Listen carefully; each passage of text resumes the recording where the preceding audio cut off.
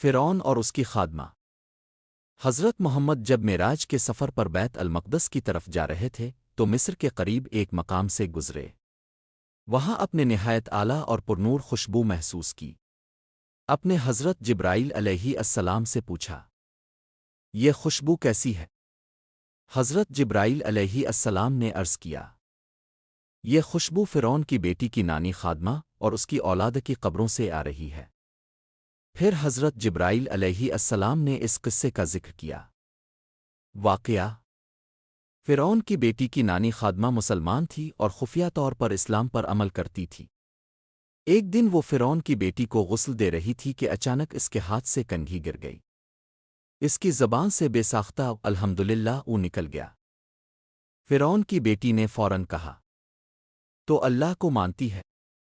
خادمہ نے جواب دیا، ہاں، اللہ ہی میرا رب ہے، تیرا رب ہے اور تیرے باپ فرعون کا بھی رب ہے۔ بیٹی نے کہا، میں ابھی اپنے باپ کو بتاتی ہوں۔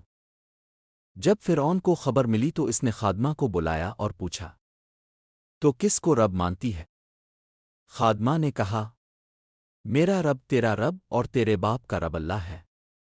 فرعون نے کہا، تو جانتی ہے کہ میں تجھے اور تیرے بچوں کو آگ میں جلا دوں گا؟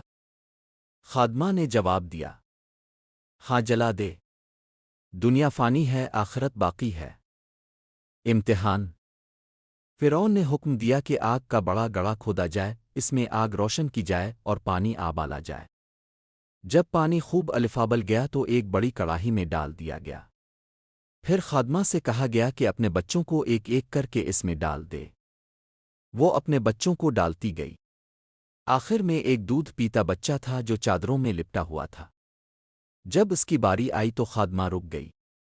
دل میں سوچا کہ اس معصوم کو کیسے ڈالے۔ اسی لمحے اللہ نے اس بچے کو کلام کرنے کی صلاحیت دی۔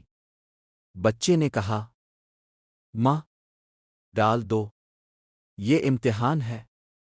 سچائی کے لیے جان دینا ہی کامیابی ہے۔ ماں نے بچے کو بھی ڈال دیا۔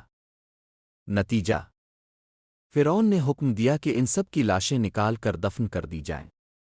اللہ تعالیٰ نے ان کی قبروں سے ایسی خوشبو جاری کر دی جو قیامت تک باقی رہے گی۔ حضرت محمد نے فرمایا، جب میں وہاں سے گزر رہا تھا تو مجھے ان کی قبروں سے خوشبو آ رہی تھی۔ یہ واقعہ ایمان کی پختگی، صبر اور اللہ پر یقین کی عظیم مثال ہے۔